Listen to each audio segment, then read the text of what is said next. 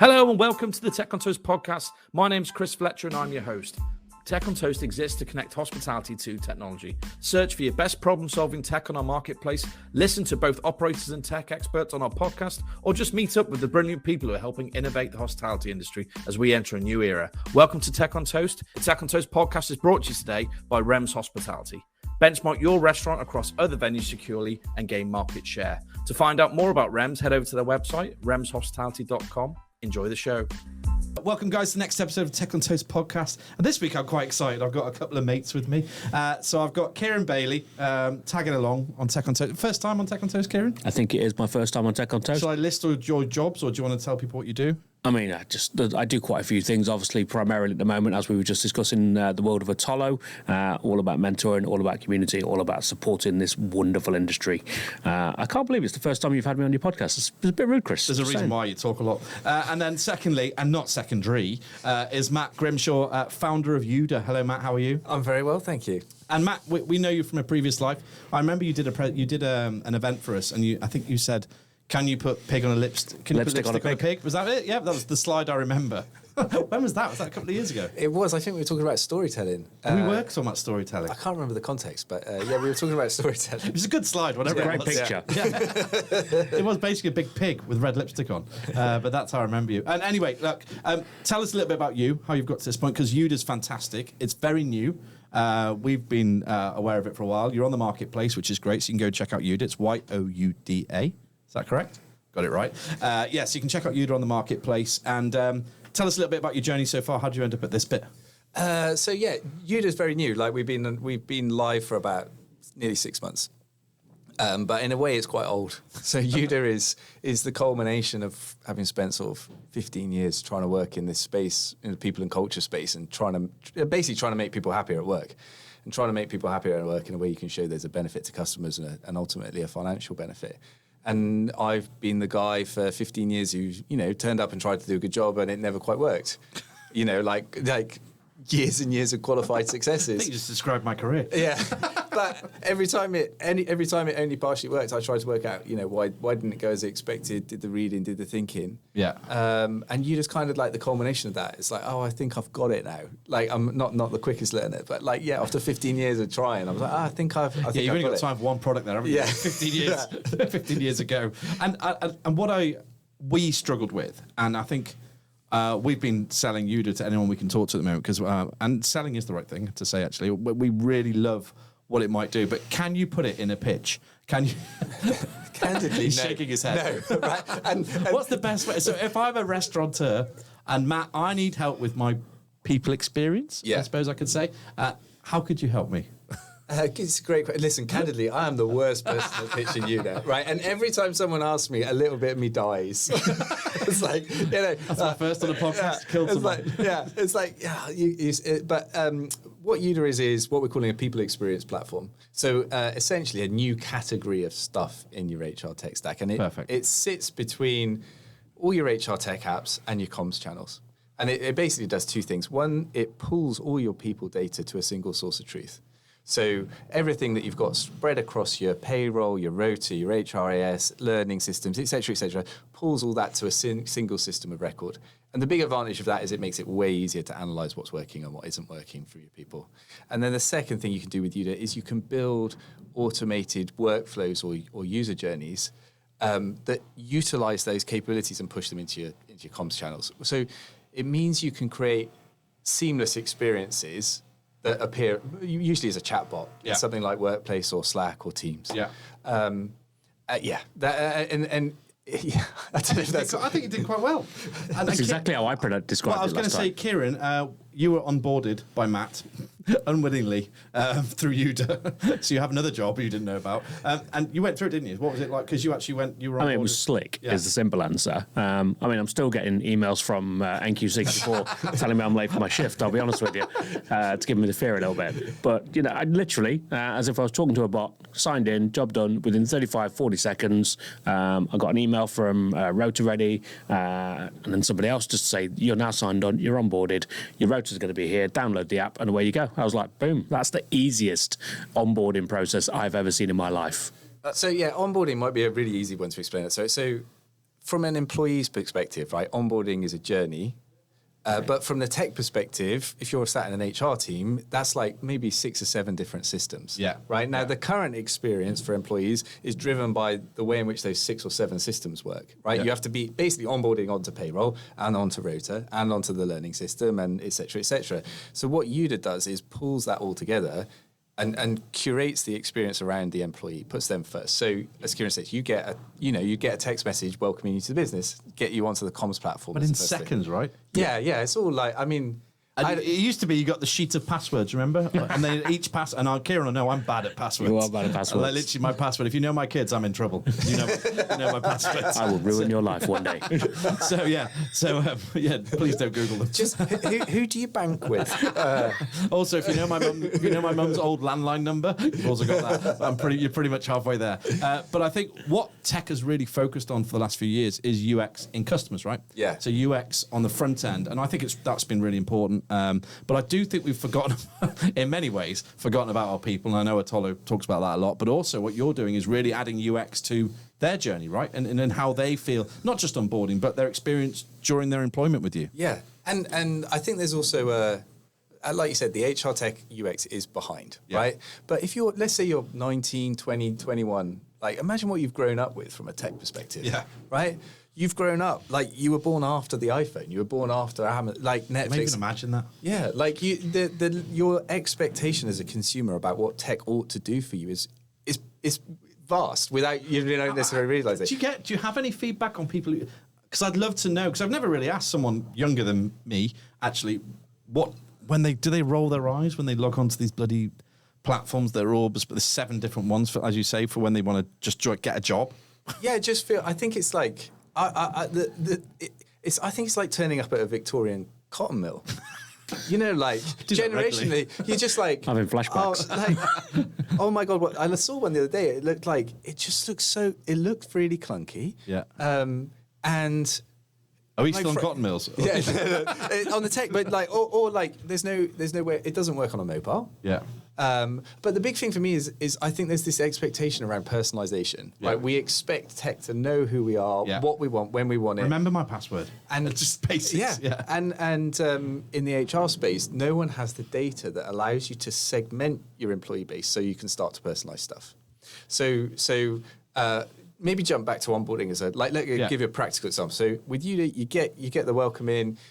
The first thing is you can make sure that the first impression that an employee gets is on brand, right? So rather than getting them straight into forms, it's like, here's a video of our founder, or, this is our story. Welcome. So exactly. And then you can do like the admin stuff that we put Kieran through, like, digital contract, right to work, get your bank account details, all those sorts of things. Employee puts that in, Youda does a background check the data's right, and then Youda pushes that all to your system. So no one has to touch that data. And to be clear here, so everyone understands, Youda is not competing with Rota Ready and all these other guys, right? You're building, you're I suppose, the middleman, right? Yeah. Is that the right way to explain it? I think there's 2 scenarios in which we're helpful. One, if you're on a big, like, platform, I think that does a lot of good stuff for you, but I think people's frustration is it doesn't give you the flexibility to create the experience you want. So we sit on top of that, and it's so easy to extract. Are you the lipstick on the pig? Not the lipstick. Literally, you are. We see the podcast cover.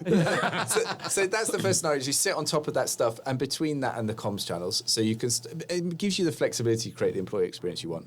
Or the second scenario is you see people who've like bought best-in-class application. Like we bought the best payroll, we bought what we think is the best. And what you get then is you get a coordination challenge. You've got your data sitting across 5 or 6 silos. It becomes really difficult to analyze what's going on.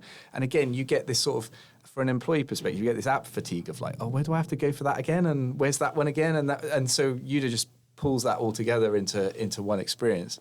And we at Tolo, obviously, Kieran explained this, but we run this mentoring program where we had a funded one, now we're moving into a paid one, and our experience through the government one. Do you want to talk? I mean. It's bad words, Chris. It was a painful process. We have a whole load of bureaucracy and questions that we had to ask that required so much work and administration from 1, 2, 3 different team members to be involved in that. And, when we sat and first spoke with you about Youda, we were like, oh my God, this would have made our lives. You were 6 months late, my friend. Yeah, man. Yeah, but it's like... You would have changed our lives. It's like, you just make it easy for people. There's also simple, like, So we pull these. If you put the details into an ATS, we'll pull it through. We don't make you put the data in again. If you're happy to give me the URL to your LinkedIn page, we'll pull the data through. Like, so you don't have to keep re-entering stuff. And you said you go to where people are. Is that right? Is that the way? Yeah. You So I think. Like in employee experience, I think there's like two types of experience. There's like in-stream experiences and there's pit stop experiences, right? I like this. Go on. In-stream experiences are like either things you didn't know you had to do. So you want a nudge on something. Like you've forgotten to do this for someone. You've forgotten to book your mentor. Yeah, like a little notification that's coming up in a chat. Like or you didn't know you wanted, right? So let's say we've got some data within Youda that says, actually mentoring might be really useful to you. Like you've just changed from one role to another. Did you know this is available to you? So Youda can read that data in the background and just jump up to you in stream and nudge you in a certain way, right? And then you got pit stop experience. Pit stop experiences are more like rotoring, right? Yeah. You don't want to do that on a chatbot. You want to sit down and be able to see your rotor and yeah. So what we're trying to do with Youda is make sure the in-stream experiences, like we're trying to work out when's it useful to give people a particular experience. What do you need to know about them to suggest that that's a good experience for them, and then how do you improve those experience over time, so that maybe just make it easy for people, like. That seems to be it, doesn't it? From listening to you, it seems like you fundamentally help customers leverage the kit that they've already got the most effectively. Yeah. So we were talking about before we came on, like chatbots on a handbook, for instance. So you can go on, you just type, "What's our maternity policy?" and then it will come up with it. But then you build it as a journey. So I you nudge them to the next thing, so you can get Nobody wants to read those things anymore, right? And I know everyone's trying really hard to put pretty pictures on, make them a PDF. I mean, that's high tech. But like really fancy. But you understand it, and it's very easy to tease. But operations, time, budget, pick one, are all limited, aren't they? And it's just, and where do you invest? Do you invest in the paper handbooks? Do you invest in but the way to invest is actually on the front end, right? So you keep people. And I was going to ask you, have you had chance to test it yet? Because I know you're still relatively new, and obviously you're building and building. We were really lucky. NQ64 agreed to be the sort of guinea pig on going the first guy. There's always one. Yeah, and full disclosure, I hope they don't mind me saying this. So we launched in about October. Discovered in December that a bit of what we'd built wasn't going to be reliable enough, so we had to rebuild that. But now we're now back on track, and that's working quite well. The challenge with Youda is, because it's people. This is when I'm like, am I drinking the Kool-Aid? If you think of it like the central nervous system, right? The data's the brain, the automations are like the nerves that connect things. The challenge is always the APIs with the other people's systems, like how you integrate with stuff and functionality, and that's the buggy bit, if that makes sense. So we've got an event log on what happens within Youda, so that we can sort of work through understanding where things get broken down. So I think my experience is. I'm actually quite pleased with reliability now. We're now to the point where actually the things that go wrong are by user behavior. That's not to say it's not a fault with user, but they've done something we didn't anticipate them doing, and therefore it's caused a bug, rather than the tech failing. Like the tech's the tech's now pretty robust. So it's getting to a place where. We're feeling like we're confident we got something that works now. And we were having dinner last night. I'm going to do a name drop with old Steve Phillips from Maragami. Took us out for dinner, 2 kebabs. You owe us more, my friend. Budgie Montoya, great food. Go check it out. Yeah, Budgie's great, but I'm still hungry. But he was talking. We just got talking about tech because I'm boring, and we got chatting about it. And he said, "All I care about in tech is reliability." He said, "All the other cool stuff you do, I don't care. Will it work 24/7? Will I always be on, Yeah. And that was his main concern. He said, that's actually the first thing I think about. And I probably think most operators might think the same. Yeah, and I just think it's what's your threshold for reliability, right? Because I think people don't realise... I like that. Good point. People don't realise how often the tech they use breaks. Yeah. Right? And they think now, I remember listening to a marketing guy a long time ago who said, the value of a brand is the forgiveness you get. And he had this lovely story. It's like, imagine you go to your fridge, you take the chicken out of your fridge, and it's from Aldi, right? And you open it, it's meant to go off on Friday, but it's Tuesday day, it smells a bit funny. You're like, oh, bloody cheap chicken. And you chuck it out. If you open the same packet of chicken, but it's from M&S, and you smell it, so it's like you start checking the temperature on your fridge, right? Because you think that's a really good point. And in the tech space, big tech goes wrong all the time. Yeah. Slack stops working, Workplace stops working. That's why they're constantly releasing updates and both. But because they've got the brand positioning, people either don't notice or think it's something they've done wrong on their phone. And this is not a complaint by any means. When you're at the stage we're at, people are obviously expecting it to break, and we're expecting it to break, frankly. And so you notice every time something small goes wrong.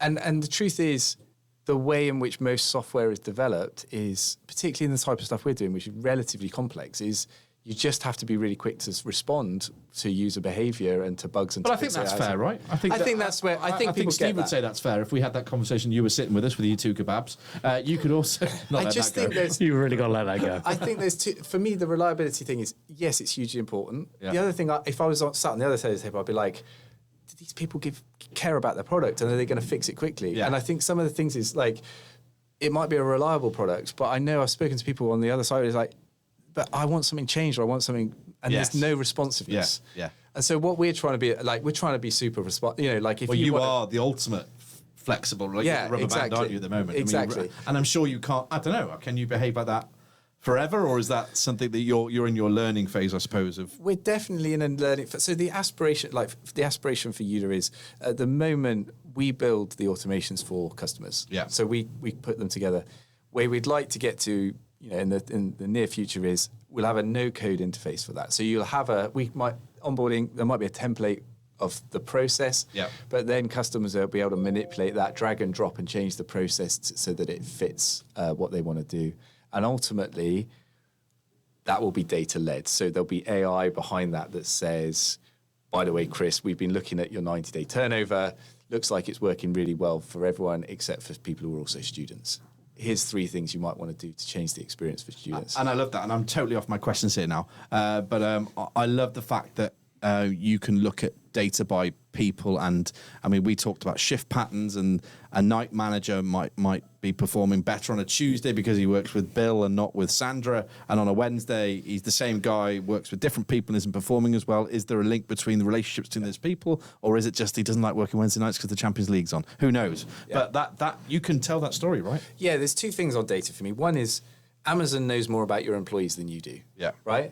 Like, it knows if they've got kids, if they've got caring responsibilities, what you're into, all those sorts of things. So if you want to create a resonant employee experience for someone, and you're at scale, like you're beyond 10 sites, 200 people, that sort of thing, unless you've got the data, you can't do it. Yeah. Like, unless you know something interesting about the person, you can't create an interest. If all you know about them is their address, their national insurance number, and their job title, like, best of luck creating an experience that feels engaging and humane. So you just have to find a way. We use the automations to generate data, so we can ask people questions and then use that data to generate the next experience. And then the second thing around data is the modelling that sits behind Youda is something called contextual behavioural science. Yeah. So what we're trying to work out is, what do you need to know about the person and the context in which they work in order to be able to predict or nudge to a better outcome. And again, in the HR tech space, people don't have contextual data, right? So let's say we have a hypothesis, right? You guys are both experienced operators, right? We're looking at 90-day turnover again. Yeah. I got a hypothesis. Probably there's a correlation between did they have two days off in a row in that, like, yeah, that might be a sensible, like, yeah, so do we want to look at that? It really is. Or you might have a hypothesis which is, actually, we'll get lower turnover in the first 90 days if they join a team that's stable. Yeah.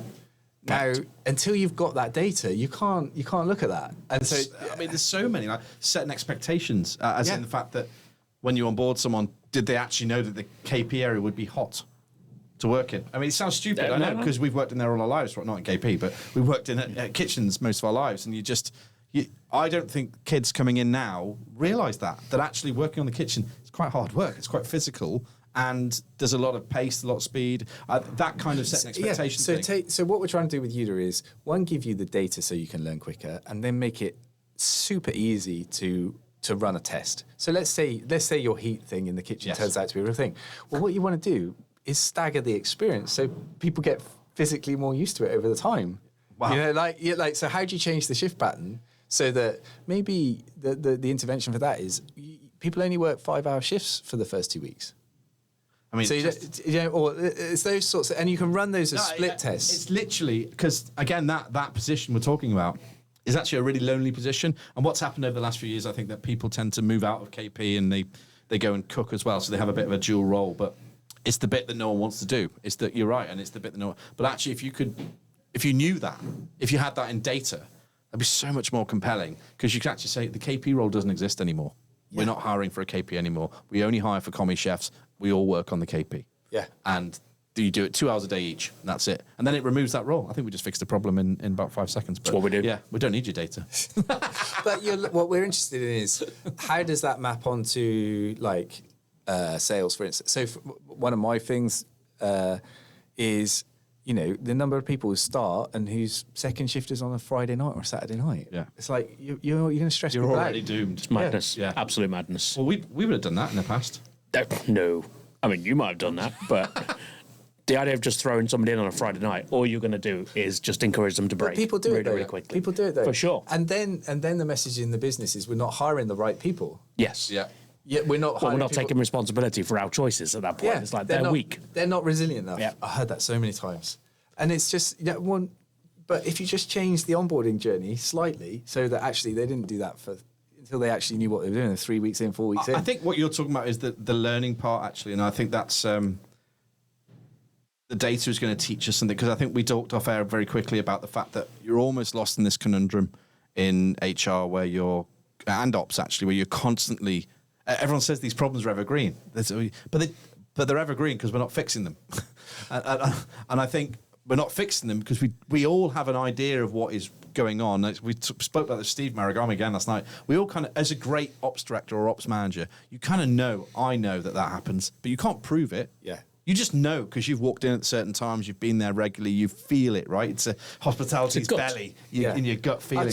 So we need real data. From a tech perspective, you've got this interesting conundrum, I think, in hospitality space and people space more generally, which is, at the moment, all the tech is built for components of that system, right? So it's a bit like having all the bits of a car but not putting it together. So you've got your data on your ATS. You can make recruitment better.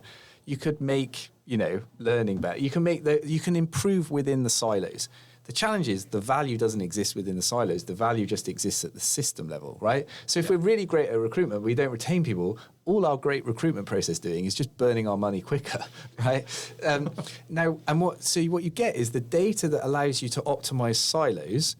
And then you've got this really interesting counter dynamic, in my opinion, which is you have these experienced operators who have this sense of what doesn't work at the system level, but it's intuitive and it's like, and so you tend to have these arguments, I think, between experienced operators who are good with people who are prepared to take what appears like an oblique approach. Like we just need to do the right thing and it will pay back in the end, trust me. Like that's what Youda's about. It's like taking the trust away, like in the sense of like, it'll pay back in the end, here's the data that proves it. And that's why, one of the things I'm interested in is you just hang out with good operators and you get good ideas for stuff that you can then digitize. Like Kira, your one about your area manager in his little black book. Mm-hmm. I don't want to leak your story. Tell your story. Tell us, Kieran.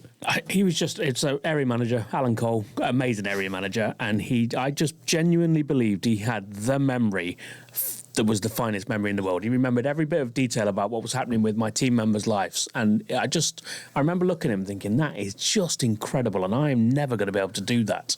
And I beat myself up a little bit about it until the next time I saw him come in the pub. And he was stood on the street corner opposite the pub, looking at his little book. And he was looking at the notes that he'd made from that visit. So Alex's girlfriend Katie, she was being a bit of a cretin, and he was giving him a hard time because of the work that he was doing extra hours. He remembers that. He goes to those details about people's lives, and he's able to then walk in the room and go, well, let's talk about that. And those people feel they feel seen, they feel heard, they feel incredible. Yeah, that's true power. So the equivalent on Youda is you type into Youda who's on shift, it'll pull up the profiles of everyone on the shift, and then when we plug the AI in about a few months' time, it will read the data on them and say, what you need to know about Kieran is he's been looking at all the training for how to be an assistant manager. And what you need to know about Chris is he's rated 3 of his last 5 shifts as 1 out of 10. And he's a flight risk. And so you can walk in. He is a flight risk.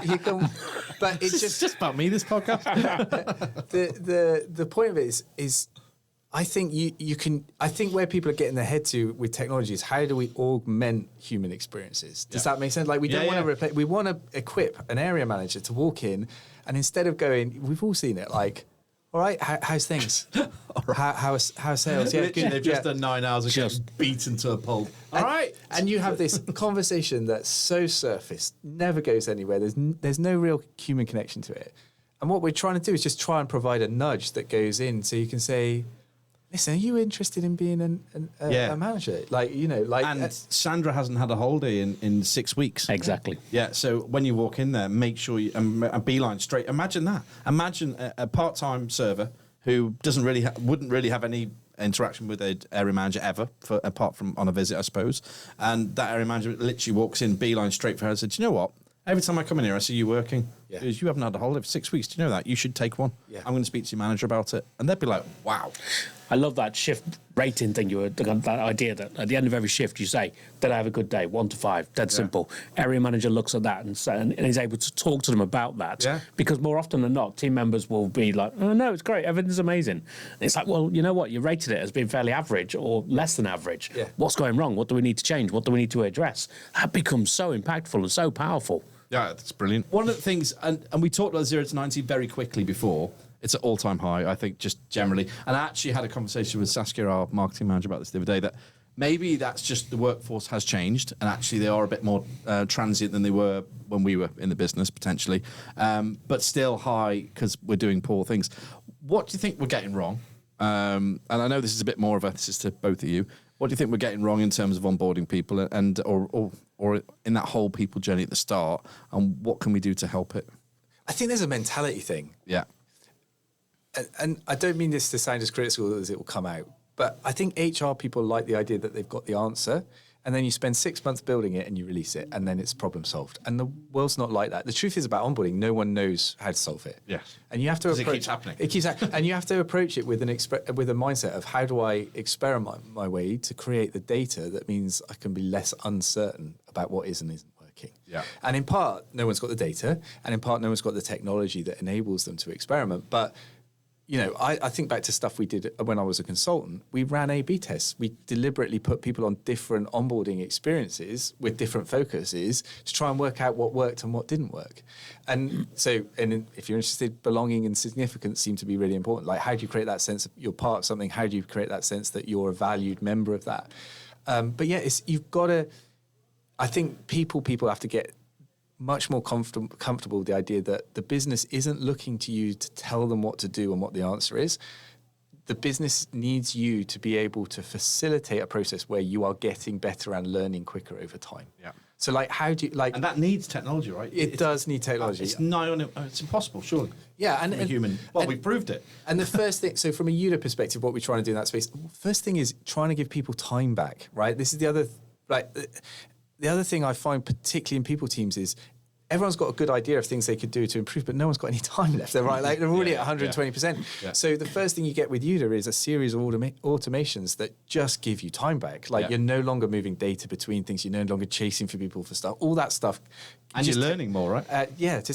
So you've got to have the headspace then as a people person to be able to go and look at it and go, okay, what's not working with? Oh, maybe it's because people are turning up and they're getting the wrong size uniform. Like, I've done trial shifts in shoes that were 2 sizes too small. Yeah. Like, it's not a good experience. No, right. And also turning up looking like the new guy.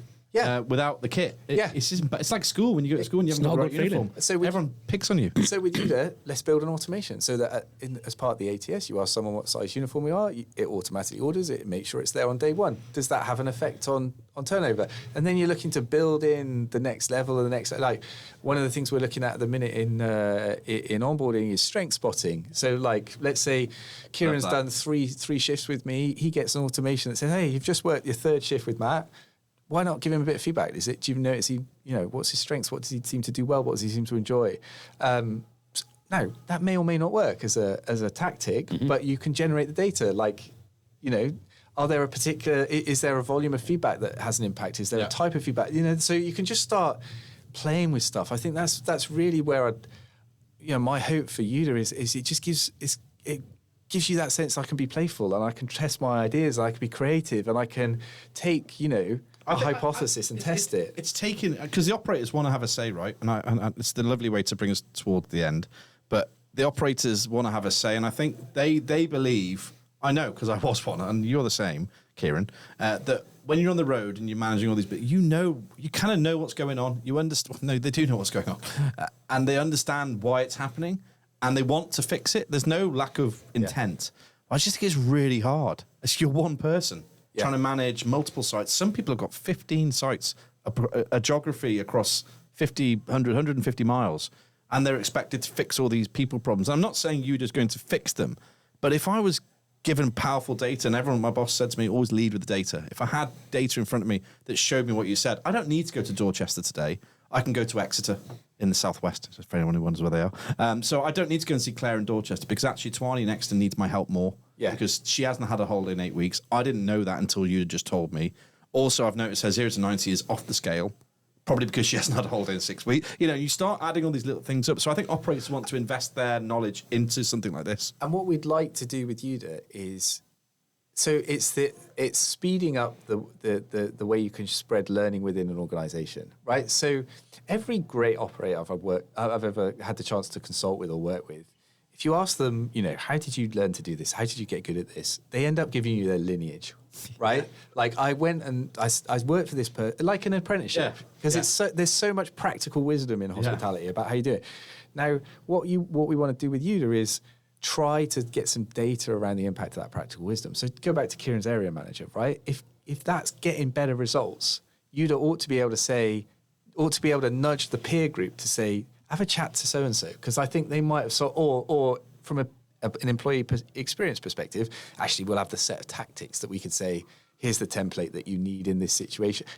If you're looking to turn an assistant manager into a manager, here's the template that's the most effective at doing that in this context. But it's the thing that excites me about it is I feel that we're not trying to put tech in that destroys what's special about hospitality. Yeah, I love that. I think you're trying to put tech in that takes away all the admin shit that no one likes doing. Yeah. And then generates the data so the people that are actually in those operational roles having that impact, you're just amplifying that. You're using the data to hey, actually this person has got something that's working. Let's try and spread that. Yeah. It is riveting because if you think about what we've been through our career, it's just, there's so many great examples of great people. And we always talk about sliding door moments. These guys never really get to the pinnacle they should have got to. They never get to OD. Something happens and they just don't end up there. But they've got great knowledge. And we just lose it, right? When they leave, it's gone. Unless they've really, really worked hard to pass it down to their guys. So anyway, look, I could talk all day long about this. I need to stop it because we'll be here for 3 hours and not one. In terms of Youda, obviously you're on the marketplace. Where else can we find you? You've got a website? Yeah, Youda.co at the moment. And you can find us. We're sort of coming out of stealth mode, if that makes sense at the moment. So we've been a little bit under the radar. We're now, if people are interested in this sort of stuff, if people have we're looking for people who want to do something new and interesting and different and have that slightly innovative. Well, we set you up with one client already just to chat to someone, and we won't say it was within, we got a text, email, whatever, straight afterwards, almost like she was on Youda. And we got a nudge straight afterwards saying how much she loved it and wanted to go and try and fix it straight away, which I think is a real testament to what you're doing because obviously we respect her role and what she does. And I think that's a really big compliment to what you guys have built so far. What we need, hopefully, we're really keen to work with organizations who can make us as good as possible, as quick as possible. People with very high expectations, very high standards around how they want to manage their people, what they want to do around their culture. Because if you work with those sorts of people, they'll make your product better. In that. So that's really what we're like. If worldview wise, it sort of resonates, then that's who we'd love to talk to. And people who want to do new stuff, I've always wanted to be able to knit this up. The Mavericks. Yeah. That's where we're at the moment. So we need to find, we want to find people who are like a bit dissatisfied with their options. Yeah, I think there's a lot. I think there's a lot to choose from. And what about you, Matt? How do they get hold of you? So if people want to chat to you, are you on LinkedIn or I am on LinkedIn. Just sort of search for Matt Grimshaw. But it would be a disappointing experience. It's been a disappointing experience. But everyone's googling Matt Grimshaw as we speak. Right. Oh God. Look, that's brilliant. I mean, go and check out Youda. It is brilliant. We didn't even get to why the name exists. When you get hold of Matt, you can ask him. He'll tell you that's another half an hour story. But really cool. Thank you, Kieran, for guest appearing. Always an absolute pleasure, Christopher. Thank you very much. And we shall see you all next week. Say bye, guys. Thank you very Cheery much. bye. Cheers.